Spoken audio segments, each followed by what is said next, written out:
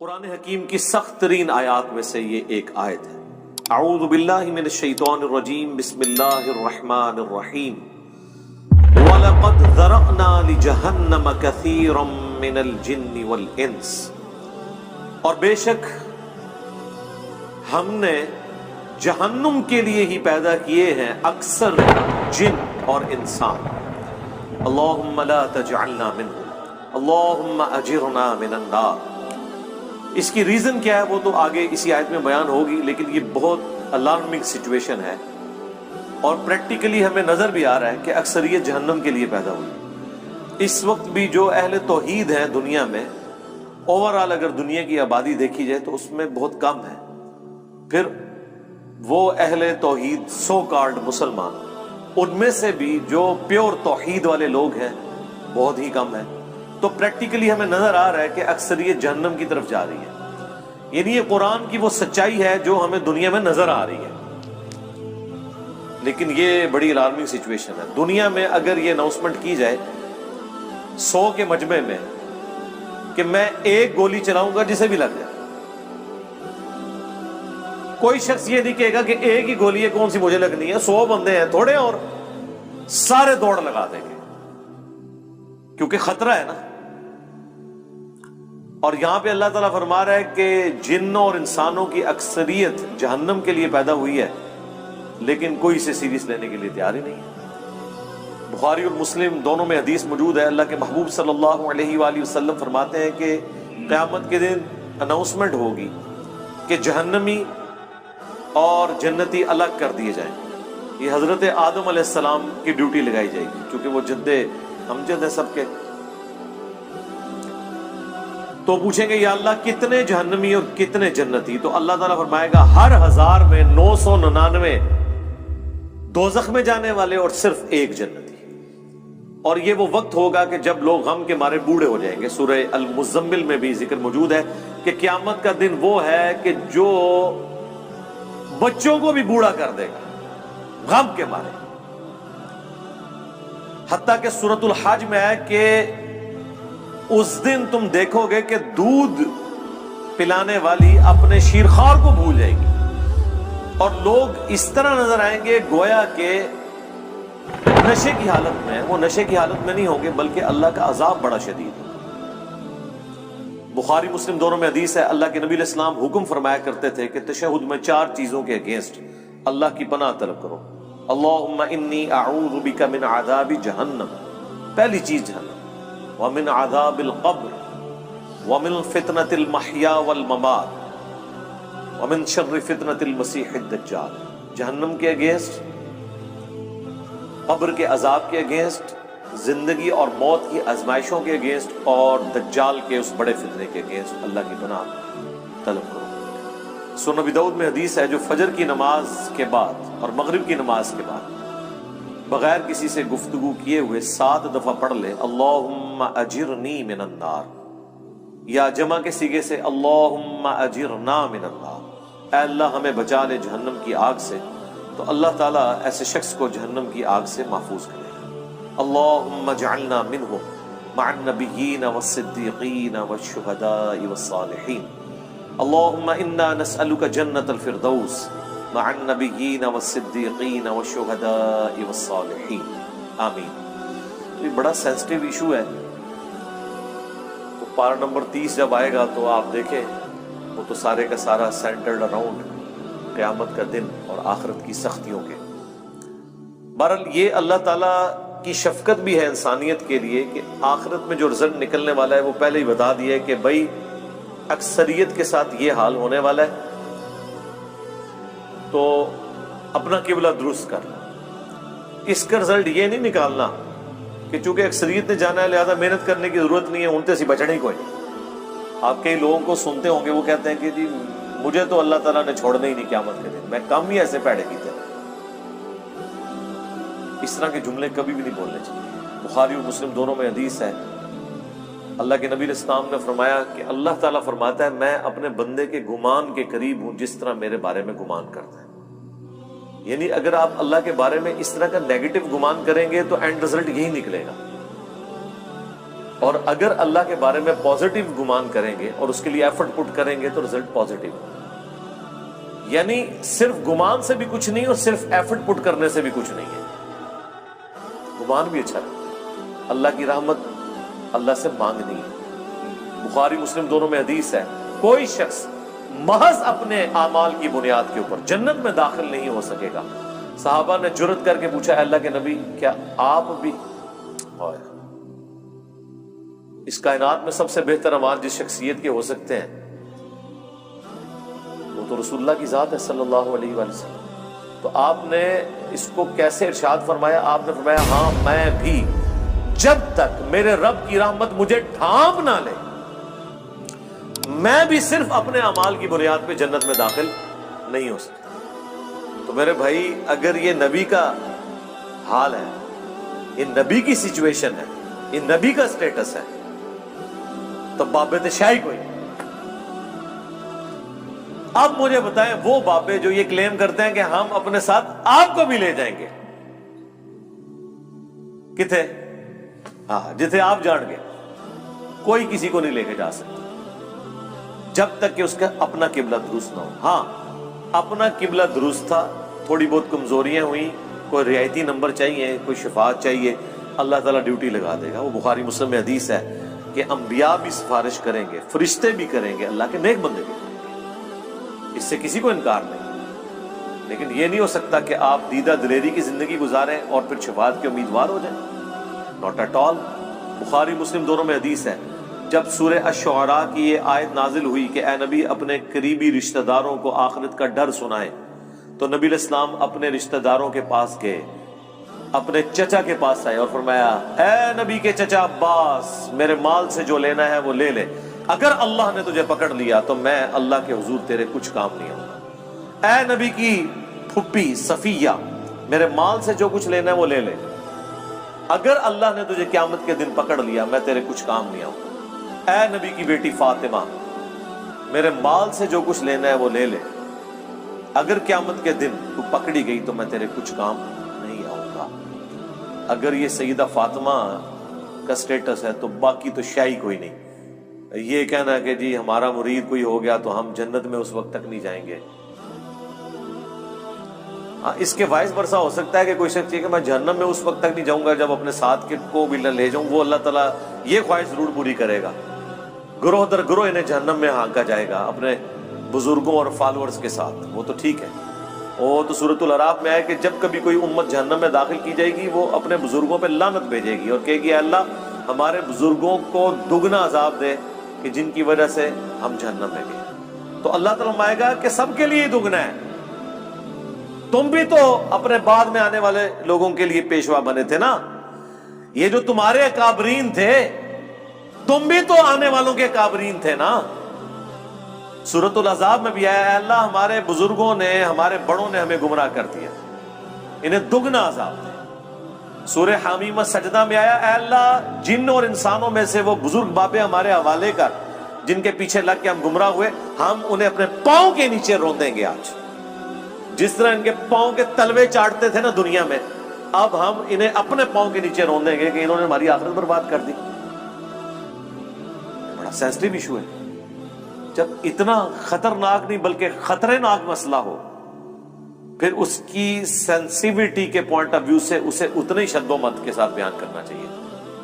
یہ میٹھی میٹھی باتیں کرنے سے آپ کو آخرت کے بارے میں کبھی بھی آئیڈیا نہیں ہوگا کہ انسان کتنے بڑے خطرے سے دو چار ہونے والا ہے. یعنی جب اللہ تعالیٰ فرما رہا ہے کہ اس دن خاوند اپنی بیوی کو, بیوی اپنے خاوند کو, بہن بھائی ایک دوسرے کو, ماں باپ اولاد کو, اولاد ماں باپ کو بھول جائے گی, تو مجھے بتائیں اس صورتحال کے اندر کوئی شخص کسی کی جنت کی گارنٹی کیسے لے سکتا ہے؟ اسے تو اپنی فکر لگی ہوئی ہوگی.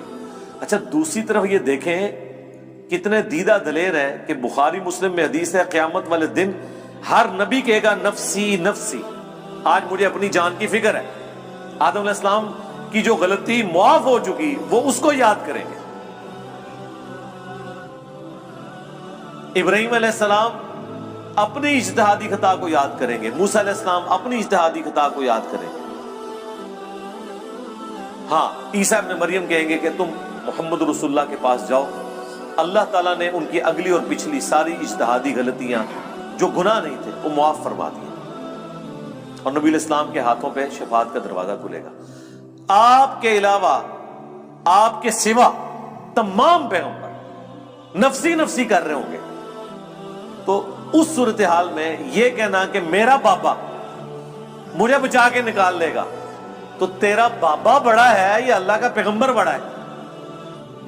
سوچنے والی بات ہے، کتنی بڑی یہ توہین کر رہے ہیں، کتنی بڑی توہین کر رہے ہیں پیغمبروں کی۔ یہ اپنے بابوں کو پیغمبروں سے بڑا سمجھتے ہیں۔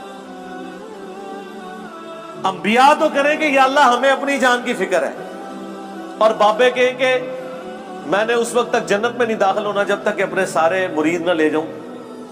یہ کہیں عقل میں بیٹھتی ہے؟ اسی لیے یہ بالکل ٹھیک کہتے ہیں کہ قرآن و حدیث ڈائریکٹ نہیں پڑھنا، گمراہ ہو جاؤ گے، کیونکہ جس سے وہ ہدایت بنائے بیٹھے ہیں وہ تو ہے گمراہی، اور جو اصل ہدایت ہے اس کو وہ گمراہی کہتے ہیں۔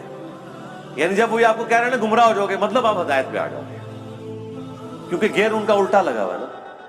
سورۃ الاعراف میں آیا کہ جو حق سے اناد کرتے ہیں نا ان کی یہ حالت ہو جاتی ہے کہ جب وہ گمراہی کا راستہ دیکھتے ہیں اسے اڈاپٹ کر لیتے ہیں، اور جب ہدایت کا راستہ دیکھتے ہیں اس سے روگردانی کرتے ہیں، کیونکہ وہ اسے سمجھ رہے ہوتے ہیں کہ یہ گمراہی کا راستہ ہے۔ جو اللہ تعالیٰ نے فرمایا کہ شیطان نے ان کے برے اعمال ان کی نظروں میں سنوار دی۔ سورۃ الکہف میں آیا نا اینڈ پہ جا کے کہ ان کی ساری ایفرٹ دنیا کے لیے ہے، اور یہ سمجھ رہے ہیں ہم بڑا اچھا کام کر رہے ہیں۔ قیامت کے دن ان کے لیے میزان عمل بھی قائم نہیں کی جائے گی۔ جو بڑے مجرم ہیں نا ان کو تو کہا جائے گا تہاڈا تے حساب کرنے کی ضرورت نہیں، ایڈا کام پایا تسی۔ وہ اللہ تعالیٰ نے فرمایا ان کے لیے میزان عدل بھی قائم نہیں کی جائے گی، سیدھے اسٹریٹ جان کے اتنا ٹاپ و ٹاپ۔ اتنا سینسٹیو ایشو ہے۔ تو یہ پوری صورتحال میں اسی لیے آپ دیکھیں قرآن کا جو مرکزی ٹاپک ہے وہ انذار ہے، انذار، ڈر سنانا۔ وَأُوحِيَ إِلَيَّ هَذَا الْقُرْآنُ لِأُنذِرَكُمْ بِهِ وَمَنْ بَلَغَ۔ اے نبی تم فرما دو کہ مجھے قرآن اللہ نے اس لیے وحی کیا کہ تاکہ میں تمہیں ڈر سنا دوں، اور جس تک یہ کتاب پہنچ جائے وہ بھی اس کتاب کے ذریعے ڈر سنائے۔ اور یہاں پہ ہمارے ایک مولانا صاحب کہتے ہیں کہ جی اس طرح کے واعظین جو ہیں وہ انہوں نے لوگوں سے ان کا رب چھین لیا ہے۔ اوے اس طرح کا رب جو انہوں نے بنایا ہے وہ رب ان سے چھینے، انہیں اس رب کا تعارف کروائیں کہ جس رب کا تعارف اس شخصیت نے کروایا جس کی قبر مدینے میں ہے صلی اللہ علیہ وآلہ وسلم۔ امام غزالی نے احیاء العلوم میں مکاشفۃ القلوب کیمیاء سعادت کے اندر یہاں تک لکھا ہے کہ ایسے علماء واجب القتل ہیں جو رحمت کی آیات پڑھ پڑھ کے لوگوں کو اللہ تعالی سے بے خوف کر رہے ہیں۔ کیا وہ ہمیں یہ بتانا چاہتے ہیں کہ قرآن کی دھمکیاں جھوٹ ہیں؟ کیا وہ ہمیں یہ بتانا چاہتے ہیں کہ انبیاء جو قبر و آخرت کا ڈر سنا کے گئے، عذابات بتا کے گئے، وہ ہم سے ٹھٹا اور مذاق کرتے رہے ہیں، اور خدا کا تعارف وہ ہے جو یہ ہمیں کروائیں گے؟ او جی کوئی ماں اپنے بچے کو جہنم میں پھینک سکتی ہے تو اللہ کیسے پھینکے گا؟ ہائے ہائے ہائے ہائے۔ God is all living. Christians بھی یہی کہتے ہیں کہ مسلمانوں کا خدا تو بڑا سخت ہے، ہم جس خدا کو مانتے ہیں وہ آل لونگ ہے۔ تو ہم پھر انہیں کہتے ہیں رکو ذرا، صبر کرو، ابھی فیصلہ کر لیتے ہیں۔ یہ جو تم اس قسم کے چٹکلے چھوڑتے ہو کہ کوئی ماں اپنے بیٹے کو جہنم میں نہیں پھینکے گی، تو کوئی شخص یہ بھی گوارا نہیں کرے گا کہ کسی ایسی عورت کو موت دے دے جس کے 4 چھوٹے چھوٹے بچے ہوں، اور مرنے کے بعد سوتیلی ماں ان کے ساتھ برا سلوک کرے، خواہ وہ اس کے دشمن کی بیوی کیوں نہ ہو۔ ہاں جی ایسا ہی ہے۔ تو پھر اللہ تعالیٰ روزانہ ایسی ہزاروں ماؤں کو موت کیوں دے دیتا ہے جن کے چھوٹے چھوٹے بچے ہوتے ہیں؟ تم تو کہہ رہے تھے خدا آل لونگ ہے، تو پریکٹیکلی تو ہم دیکھ رہے ہیں کہ کیا مائیں شیر خوار بچوں کو چھوڑ کے مر نہیں جاتی؟ تمہاری ڈاکٹرن میں تو کبھی کسی ایسی عورت کو موت نہیں آنی چاہیے اللہ کی طرف سے، کیوں آتی ہے؟ اس کا جواب ان کے پاس کوئی نہیں سوائے اس کے کہ خدا کی مرضی ہے، اس کے کوئی احساسات نہیں ہے۔ یہ جذبات سے پسیج جانا یہ ہم لوگوں کے ایشوز ہیں۔ یہ انسانوں کے ساتھ جڑی ہوئی چیزیں. اللہ تو بے نیاز ہے. سعد ابن ابی وقاص جب پرشین امپائر سے فائنل جنگ کے لیے جا رہے تھے قادسیہ کے لیے، تو حضرت عمر نے پیچھے سے ایک خط روانہ کیا تھا. اس میں لکھا تھا سعد تم اللہ کے نبی کے ماموں ہو، لیکن یاد رکھنا اللہ کا کوئی رشتہ دار نہیں ہے. ذرا سی ہینکی پھینکی کی نا تو اللہ نے معاف نہیں کرنا. نبی کے ساتھ تم ماموں کا رشتہ رکھ سکتے ہو. سگے ماموں نہیں تھے، وہ ننیال خاندان سے تھے. اللہ کا کوئی رشتہ دار نہیں. اللہ کا تو رشتہ دار پیغمبر بھی نہیں ہے. وہ تو اپنے پیغمبر کی زبان سے کہلوا رہا ہے ہمیں سمجھانے کے لیے 3 دفعہ. اللہ اکبر. سورۃ الانعام، سورہ یونس، سورہ الزمر. قل انی اخاف ان عصیت ربی عذاب یوم عظیم.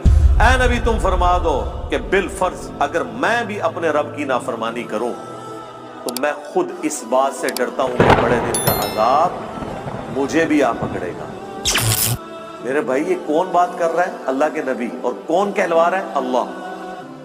تو جب نبی کے جیسا ہے ہی کوئی نہیں تو تہاڈے بابے تے شے ہی کوئی نہیں جن کے اوپر تم نے اتنا تکیہ کیا ہوا ہے.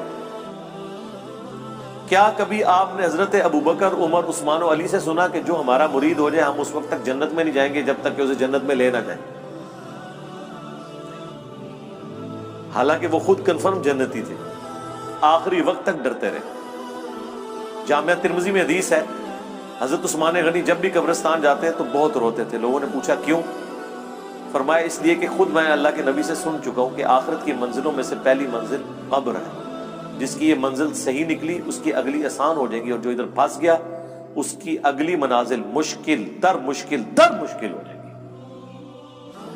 اسی کو پنجابی میں ہم کہتے ہیں نا کہ عقل نہ ہوئے تے موجیں ہی موجاں، عقل ہوئے تے سوچیں ہی سوچاں.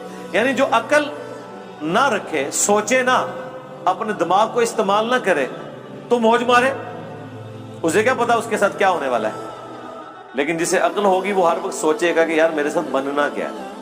یہ وہ چیز تھی جو صحابہ کو، اہل بیت کو، صحیح العقیدہ، تابعین تبع تابعین کو ہمیشہ گاڈ اورینٹڈ رکھتی تھی. وہ کبھی بھی آخرت کے عذاب سے بے فکر نہیں ہوتے تھے. آپ قرآن دیکھ لیں. اچھا عام بندے سے پوچھیں نا قرآن، وہ جی قرآن تے رحمت ہی رحمت ہے جی اللہ دی، پڑھا ہے ہی کدے؟ کوئی بتا نہیں. پڑھا ہوتا تو تجھے پتا ہوتا کہ رحمت کس کے لیے ہے. اللہ تعالیٰ نے کبھی بھی توبہ اور رحمت کا ایبسولوٹ وعدہ کسی کے ساتھ نہیں کیا سوائے اس کے کہ جو اپنی اصلاح کر کے درست روش اختیار کر لے. دیکھیں نا سورہ النحل کے اینڈ پہ جا کے کتنی سخت آیات ہیں. اس کے بعد بھی اگر کسی کو نہیں سمجھ آتی ہے تو ٹھیک ہے، اس کی بدقسمتی ہے. ہم تو قرآن سے احادیث سے حوالے دے کے سمجھا ہی سکتے ہیں نا جی، زبردستی تو نہیں کر سکتے. اللہ تعالیٰ فرماتا ہے ثم ان ربک للذین عملوا السوء بجہالہ، سورہ النحل آیت نمبر 119. اس کے بعد تیرا رب ایسے لوگوں کے حق میں جو برے اعمال کر لیں جہالت کی بنا پر، ثم تابوا، پھر توبہ کر لیں، یعنی اللہ کی طرف پلٹ آئیں، من بعد ذالک، اس گناہ کے کرنے کے بعد، وَأَصْلَحُوا، اور اپنی اصلاح بھی کر لیں. إِنَّ رَبَّكَ مِن بَعْدِهَا، تو بے شک تیرا رب یہ کچھ کرنے کے بعد لغفور رحیم، ضرور بخشنے والا مہربان ہے. یعنی بخشنے والا مہربان کس صورت میں ہے؟ جب کوئی شخص توبہ کرے، توبہ کرنے کے بعد اپنی اصلاح کر لے تو اللہ تعالیٰ معاف کرے گا. لیکن آپ کو ہمیشہ آدھی پکچر بتائی جاتی ہے. اسی طریقے سے سورۃ الحجر میں ایک بڑی ڈسائسو آیت ہے. دیکھیں جی قرآن، پھر ہم اسی لیے تو کہتے ہیں نا کہ پھر قرآن کا خدا جو ہے پھر کوئی اور ہے، نعوذ باللہ من ذالک. یعنی ان لوگوں نے جو اللہ تعالیٰ کا ایک تعارف کروایا نا ایک بوڑھی نانی اماں کا، اور جی 70 ماؤں سے زیادہ. ہاں جی ابو جہل نال بھی، ہاں جس نے سیدنا یاسر اور سمیہ کو ظالمانہ طور پہ قتل کر دیا، اس سے بھی 70 ماؤں سے زیادہ. کن کہانیوں میں پھر رہے ہیں؟ اللہ تعالیٰ اپنے جذبات سے نہیں بسیجتا، نہ اس کے ہمارے طرح کے جذبات یا احساسات ہیں. اللہ تعالیٰ اپنے نیک بندوں کے حق میں محبت فرمانے والا ہے. باغیوں کے لیے صرف اس کی رحمت اتنی ہے کہ وہ ڈھیل دے دیتا ہے کہ میری طرف پلٹ آؤ, لیکن جب وہ پکڑ لے گا نا پھر زمین و آسمان کی ساری مخلوقات مل کے چھڑا نہیں سکتی کسی کو. یہ بالکل بات واضح ہے. تو یہ سورۃ الحجر کی آیت نمبر ہے 50. نبئ عبادی انی انا الغفور الرحیم, اے میرے نبی خبر دے دو میرے بندوں کو کہ بے شک میں ضرور بخشنے والا مہربان ہوں. وَأَنَّ عَذَابِي, اور یہ بھی خبر ساتھ سنا دو کہ میرا جو عذاب ہے هُوَ الْعَذَابُ الْعَلِيمُ, وہ بہت ہی دردناک ہے. آدھی پکچر نہیں پیش کرنی پوری, اور وہ جو پوری پکچر ہے نا وہ بھی بیلنس نہیں اسے کر رہی, وہ اس کے حق میں ہے جو اللہ کی طرف رجوع لاتا ہے. باغیوں کے لیے کچھ نہیں ہے میرے بھائی. اور جی بخاری مسلم میں حدیث ہے, اللہ تعالیٰ نے مخلوقات کی پیدائش سے پہلے عرش پہ اپنے پاس ایک عبارت لکھ لی تھی کہ میری رحمت میرے غضب پر بھاری ہوگی. جی بالکل لکھی ہوئی ہے. اس کا یہ مطلب ہے کہ کام چوک کے رکھو تو رحمت اپنا کام کر لے گی. اس کا مطلب یہ ہے کہ انسان اپنی کمزوریوں کی وجہ سے کسی خاص حد تک کی معاملات کو سدھار سکتا ہے, باقی چیزوں کی کمپنسیشن رحمت سے ہوگی. جس طرح بخاری مسلم میں ایک حدیث ہے جسے لوگ مس کوٹ بھی کرتے ہیں کہ اگر تم گناہ کرنا چھوڑ دو گے تو اللہ تعالیٰ ایسی مخلوقات کو پیدا کرے گا تمہیں ختم کر کے جو گناہ کریں گے اور اللہ سے معافی مانگیں گے, اور اللہ تعالیٰ انہیں معاف کر کے خوشی محسوس کرے گا. لیکن معافی جو ہے وہ پاکستان والی معافی نہیں ہے. وہ معافی آپ سن چکے ہیں کہ معافی مانگے اپنی اصلاح کر لیں, پھر کہیں وضو ٹوٹ گیا خیر ہے. باغی نہ ہو. بغاوت اور چیز ہے. بغاوت یہ ہے کہ بالکل کوئی پرواہ نہیں ہے, اور معافی اس کے لیے. اچھا یہ جو جتنی معافی کی رحمت کی آیات ہے نا, یہ ان مجرمین کے لیے نہیں ہے جو بغاوت پہ اترے ہوئے, یہ ان کے لیے ہیں جو اللہ کے راستے پہ چل رہے ہیں کہ وہ کہیں پر مایوس نہ ہو جائیں. جیسا سورہ الزمر میں ہے نا, لا تقنطوا من رحمت اللہ. اے نبی میرے بندوں کو خبر کر دو اس حوالے سے کہ وہ اللہ کی رحمت سے مایوس نہ ہو. جنہوں نے اپنی جانوں کے اوپر ظلم کیا ہے اللہ کی رحمت سے مایوس نہ ہو, اللہ تعالیٰ سارے گناہوں کو معاف کر دے گا. یہ وہ بندے ہیں جو واقعی یہ کیئر کرتے ہیں یار ساڈا کے بڑھنا ہے, ان کے لیے ساری تسلی ہے. باغیوں کے لیے کچھ بھی نہیں ہے. جس کو کبھی اللہ کا خیال ہی نہیں آیا, جس نے اللہ کو سیریس نہیں لیا, اس کے لیے کوئی رحمت کی آیات نہیں ہے. وہ آیت یہ ہے پھر اس کے لیے وَلَقَدْ ذَرَأْنَا لِجَهَنَّمَ كَثِيرًا مِنَ الْجِنِّ وَالْإِنسِ, وہ جہنم کے لیے پیدا ہوئے اکثریت. اچھا میرے بھائی جب اکثریت جہنم کے لیے پیدا ہوئی ہے تو پھر جنت میں جانے کا سرٹیفکیٹ دنیا کی سب سے مشکل ترین ڈگری ہونی چاہیے. یہ ہے کہ نہیں؟ جب اکثریت جہنم میں جا رہی ہے, ہر 1000 میں سے 999 جہنم میں جا رہے ہیں, لیکن کیس ہمیں الٹ نظر آ رہا ہے. لوگ تو یہ سمجھ رہے ہیں جنت میں جانا تو جو کچھ بھی ہے تیرے محبوب کی امت سے. تو اس کا ٹیسٹ پاس کرنا بھی اتنا مشکل ہے, کیونکہ انعام اتنا بڑا ملنے والا ہے, ہمیشہ کی جنت, کبھی موت نہیں. اور سب سے ادنا جو جنتی ہے نا, جو سب سے آخر میں جنت میں جائے گا جہنم سے نکال کے, یعنی جو اپنے گناہوں کا عذاب لاکھوں سال بھگت کے صفائی کروانے کے بعد, اپنی سارے گناہ معاف کروانے کے بعد آخری بندہ جہنم سے نکالا جائے گا, اسے بھی اس پلانٹ ارتھ سے 10 گنا بڑی جنت ملے گی.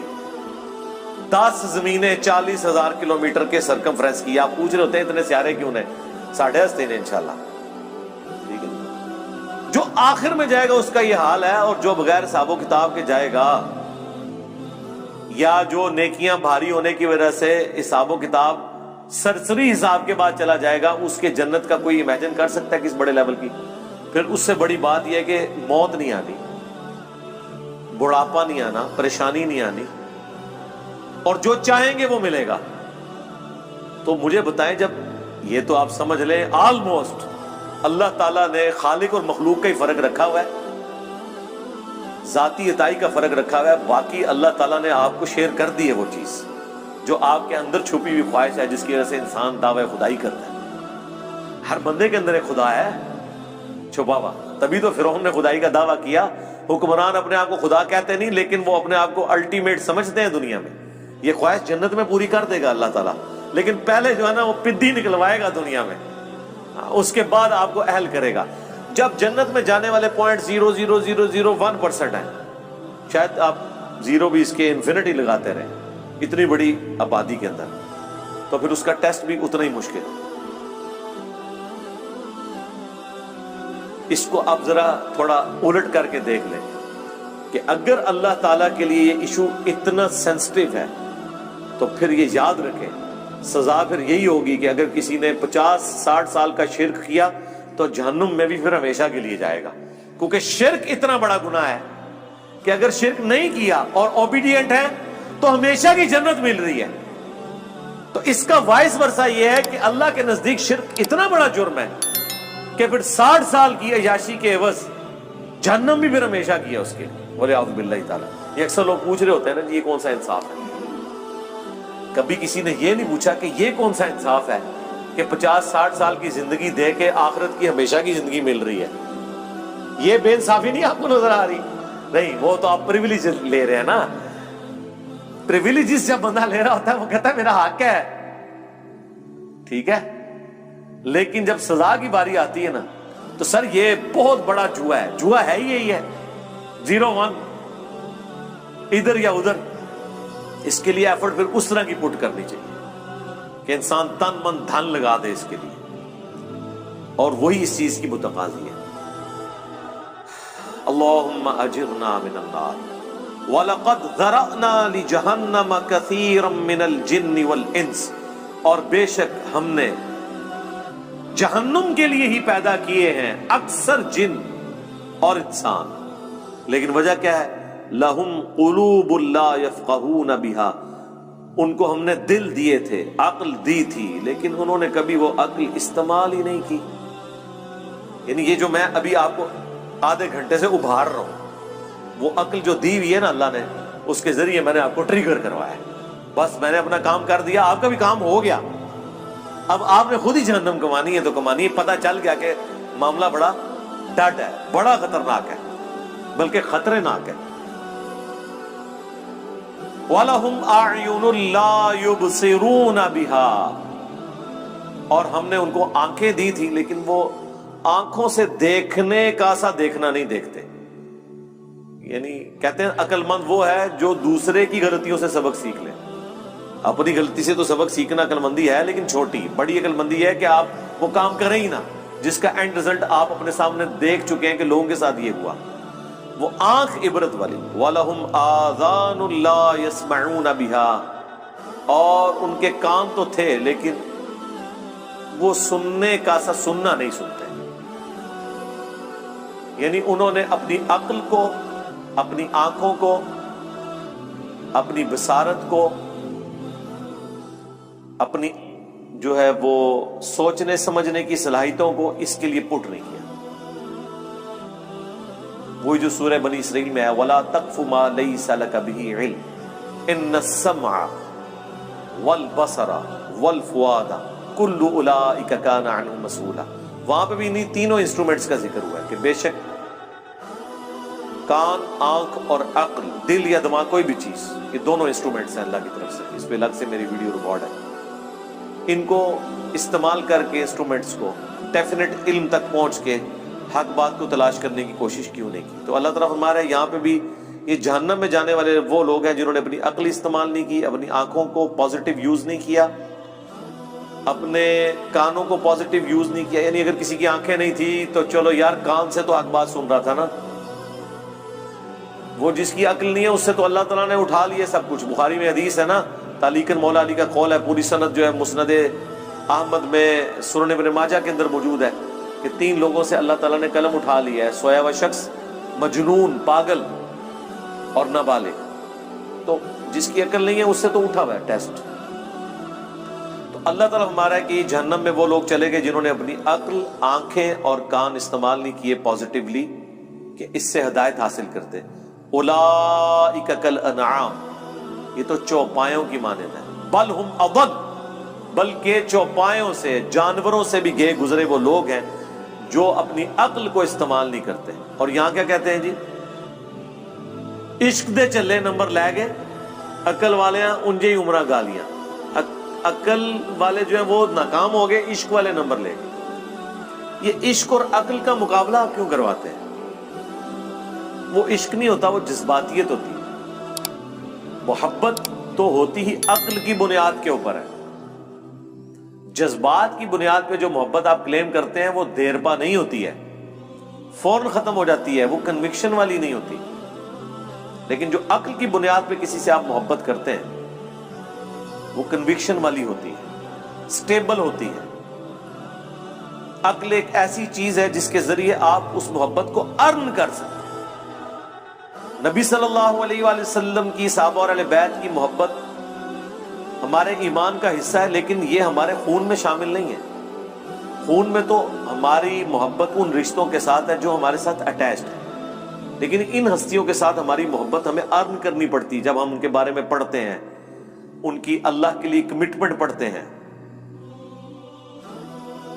اللہ کا تعارف ہمیں ان لوگوں کی وجہ سے ہوا تو ہمارے دل کے اندر ان کے لیے جذبات پیدا ہوتے ہیں۔ ہم نے حضرت ابوبکر کو نہیں دیکھا، حضرت عمر کو، عثمان کو، علی کو، لیکن جب ہم ان کے واقعات پڑھتے ہیں کہ انہوں نے کس طرح پیشن سے نبی علیہ السلام کے لیے تن من دھن لگایا، تو ہمارے دل میں ان کے لیے محبت ہے۔ کیا وہ محبت اس وجہ سے ہے کہ وہ بڑے خوبصورت ہوں گے؟ ہو سکتا ہے آپ کو مایوسی ہو، آپ نے جو محبت کا اور خوبصورتی کا کرائٹیریا بنایا ہے اس میں وہ پورے نہ اترے۔ ہم بغیر دیکھے ان سے محبت کرتے ہیں ان کے اعمال کی وجہ سے۔ تو سرکار اللہ کا بھی یہی کرائٹیریا ہے۔ صحیح مسلم کی حدیث ہے، اللہ تمہاری شکلوں اور مال کو نہیں دیکھتا، دلوں اور اعمال کو دیکھتا۔ شکل کو کیوں دیکھے گا؟ شکل تو ہم نے خود بنائی نہیں اپنی، تو اللہ کسی کی شکل پہ کیسے فیصلہ کرے گا؟ جو بنائی اس نے خود ہوئی ہے۔ تو اگر کسی کی شکل خوبصورت نہیں ہے تو اللہ نے اسے دی ہے نا، تو اللہ اس کی شکل کے اوپر کیسے فیصلہ کر سکتا ہے؟ شکل آپ اپنی خوبصورت نہیں کر سکتے، لیکن اپنے اعمال خوبصورت کر سکتے ہیں۔ دنیا انسان اپنی نہیں بنا سکتا، کوشش کرے بن بھی جائے گی، عین ممکن ہے ناکام بھی ہو جائے، لیکن آخرت کبھی ناکامی نہیں ہوگی اگر دنیا میں آپ نے ایفرٹ پٹ کر لی۔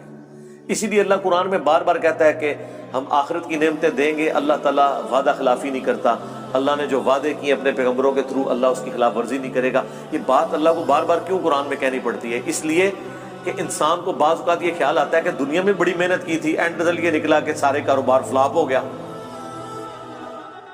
اتنی محنت سے ڈگری حاصل کی تھی نوکری نہیں ملی، تو کہ یہ نہ ہو کہ دنیا میں بھی نمازیں پڑھتے رہے اور اینڈ پہ ادھر کی شاشی تو ختم کی، اگے بھی نہ جاندی رہے۔ لیکن ایسا نہیں، آخرت کا رزلٹ ہمیشہ پازیٹیو ہی نکلنا ہے۔ آخرت میں آپ پہ تقدیر کبھی غالب نہیں آنی۔ وہ دنیا میں تقدیر کس لیے غالب آتی ہے کہ اللہ نے کسی کو دے کے آزمانا ہے، کسی سے لے کے آزمانا ہے۔ وہ اللہ کی طرف سے ہوتا ہے، جو مولا علی کا قول ہے کہ میں نے اپنے ارادوں کے ٹوٹنے سے اللہ کو پہچانا ہے۔ وہ قرآن میں حکم ہے اللہ تعالیٰ کی طرف سے، وَلَنَبْلُوَنَّكُمْ بِشَيْءٍ مِّنَ الْخَوْفِ وَالْجُوعِ وَنَقْصٍ مِّنَ الْأَمْوَالِ وَالْأَنفُسِ وَالثَّمَرَاتِ، ضرور آزمائیں گے بھوک سے، خوف سے، جان اور مال میں نقص کے ذریعے۔ تو دنیا میں ایسا کرنا یہ اللہ کے پلان کا حصہ ہے کہ محنت کرو گے، اینڈ پہ جا کے زیرو ہو جاؤ گے، 99 پہ سانپ کاٹ جائے گا، لیکن پھر دوبارہ اٹھو گے، نہ بھی اٹھے اس کے پہلے آخرت کی تیاری کرتے رہے، وہاں 99 پہ سانپ نہیں کاٹے گا، ناٹ ایٹ آل۔ وہ اللہ تعالیٰ نے کہا آخرت میں یہ نہیں ہوگا کہ دنیا میں کسی نے محنت کی ہے رزلٹ اپوزٹ نکلا ہے، ایسا نہیں ہوگا۔ ہاں یہ کہ غلط ڈائریکشن میں اگر کی، عاملۃ ناصبہ، عمل کر کر کے تھک جانے والے، عقیدے میں شرک ہے، پیغمبروں کی جو ڈیمانڈ ہے اپنے امتیوں سے کہ اللہ تعالیٰ تمہیں اس طرح کا انسان دیکھنا چاہتا ہے، وہ آپ پوری نہ کریں اور آپ اپنے من کے پھیرتے رہیں، لمبے بال رکھ کے، پگڑیاں باندھ کے آپ یہ سمجھ رہے ہیں کہ بس ہم جنتی ہو گئے ہیں، تو اس کے ذریعے تو میرے بھائی جنت نہیں ملنے والی۔ یہاں تو گیٹ اپ کے فتنے کے اوپر ہی سارے کا سارا معاملہ چل رہا ہوتا ہے۔ آپ، میں کہتا ہوں کسی سکھ کو بھی وہی گیٹ اپ پہنا دینا جو ایک مسلمانوں کے علماء کا ہے، لوگ ہاتھ چومنا شروع کر دیں گے، بتائیں نا ان کو، تو آپ دیکھیں وہی کچھ ہوگا۔ یہاں تو یہ سب کچھ چل رہا ہے۔ تو اللہ تعالیٰ ہمارا کہ ایسے لوگ جانوروں سے بھی بدتر ہیں جو اپنے انسٹرومنٹس جو ہم نے ان کو دیے تھے انہیں یوز کر کے حق بات تک نہیں پہنچتے۔ یہ وجہ تھی ان کی جہنم میں جانے کی۔ اولئک ھم الغافلون، یہی وہ لوگ ہیں جو اصل میں غافل ہیں۔ غفلت میں پڑے ہوئے ہیں. یعنی لوگ تو کہتے ہیں نا بڑا فلاں دنیا میں ہوشیار ہے. اللہ فرما رہا ہے سب سے بڑا بے وقوف ہی وہ ہے جس کو اپنی آخرت کی فکر نہیں ہے. یہاں پہ جو بندہ بالکل ایماندار ہو سیدھا ہو نا، اس کے ماں باپ کو بچپن سے اس کی فکر لگ جاتی ہے کہ میرا منڈا بالکل سیدھا ہے جی، پتہ نہیں تھا کیا پڑھنا ہے. اور جو 1 نمبر کا 2 نمبری ہو 10 نمبری ہو، چلاک ہوشیار اس طرح کا ہو کہ لوگوں کو دھوکہ دیتا ہو، تو لوگ کہتے ہیں جناب یہ میرا بچہ ہے، ایک کامدہ بچہ نکلا ہے میرا. یہ کرائٹیریا ہے لوگوں کا. تو عقل مند وہ ہے جو آخرت بنا لے، دنیا پہ کمپرومائز کر لے ایک خاص لیول تک. یہ نہیں ہے کہ بھوکے مر جائیں گے آپ.